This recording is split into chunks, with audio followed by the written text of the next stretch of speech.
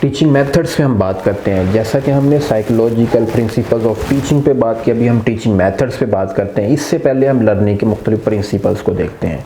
Learning principles हमें support करते हैं टीचिंग मेथड्स को अडॉप्ट करने के लिए। व्हेन वी लिसन, ये लर्निंग प्रिंसिपल है। व्हेन वी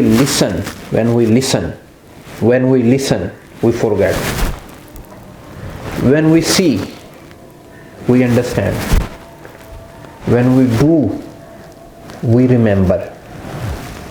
ये एक ज़बरदस्त उसूल है। जब हम सुनते हैं भूल जाते हैं, जब हम देखते हैं हम समझ जाते हैं, जब हम करते हैं, जब हम परफॉर्म करते हैं, जब हम प्रैक्टिस करते हैं, जब हम एक्शन करते हैं, तो फिर देन हम याद करते हैं, याद रख पाते हैं।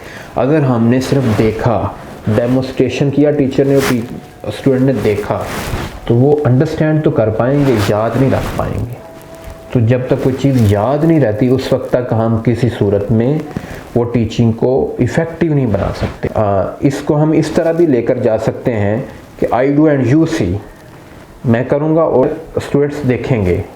जब स्टूडेंट्स ने देखा उसके बाद स्टूडेंट्स करेंगे और टीचर देखेगा। You do and I see, students do and teacher see, और फर्स्ट पे है टीचर डू एंड स्टूडेंट सी।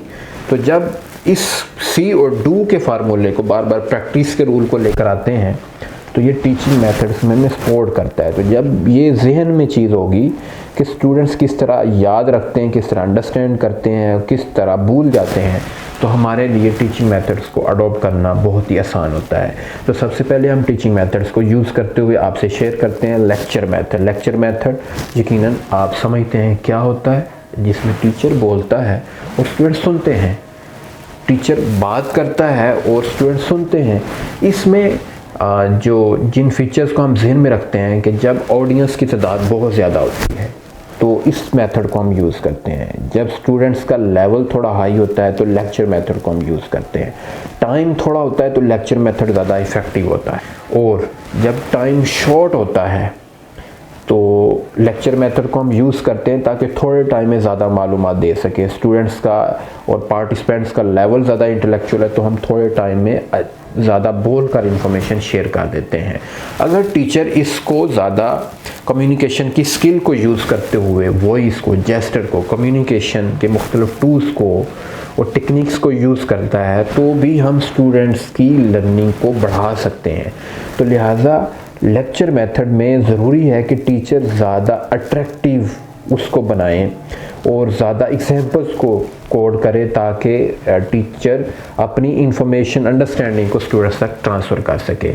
इसके बाद सेकंड मेथड आता है डिस्कशन मेथड। डिस्कशन मेथड में टीचर और स्टूडेंट्स आपस में बातचीत करते हैं, मुख्तलिफ टॉपिक्स को क्वेश्चन आंसरिंग के अंदाज में, और उसमें अपनी आरा देते हैं। इसमें टाइम थोड़ा ज़्यादा चाहिए होता है। इसमें स्टूडेंट्स का जो अंडरस्टैंडिंग लेवल है वो दरमियाने लेवल का होता है, टाइम इसमें ज़्यादा चाहिए होता है और तादाद इसमें थोड़ी होती है, तो ये डिस्कशन मेथड ज़्यादा फ्रूटफुल हो सकता है। बड़े लेवल पे भी इसको लिमिटेड रिसोर्सेज और टाइम के अंदर सिनेरियो में रखते हुए इसको यूज़ किया जा सकता है। डिस्कशन मेथड में लर्निंग हम ज़्यादा बढ़ा सकते हैं और लर्निंग ज़्यादा होती है लेक्चर मेथड की निस्बत। इसके बाद हम नेक्स्ट मेथड की तरफ आते हैं, वो मेथड है डेमोस्ट्रेशन मेथड। डेमोस्ट्रेशन मेथड में टीचर परफॉर्म करता है और स्टूडेंट्स देखते हैं।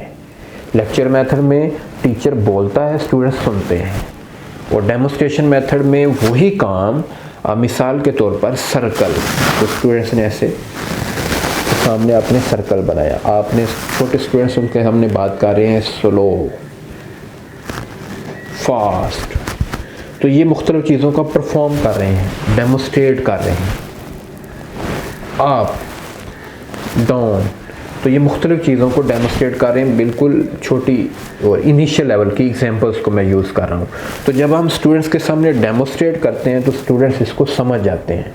इसके बाद है एक्टिविटी प्रोजेक्ट मेथड, जिसमें हम मुख्तलिफ तरह के टास्क देते हैं, individual task, group task, class task हम देते हैं, मुख्तलिफ तरह के प्रोजेक्ट्स देते हैं, इंडिविजुअल प्रोजेक्ट, ग्रुप प्रोजेक्ट। तो इस तरह के मुख्तलिफ टास्क देकर हमने इससे स्टूडेंट्स से परफॉर्मेंस लेते हैं। तो आपने जैसा कि सुना, you do and I see, when students do then they remembers.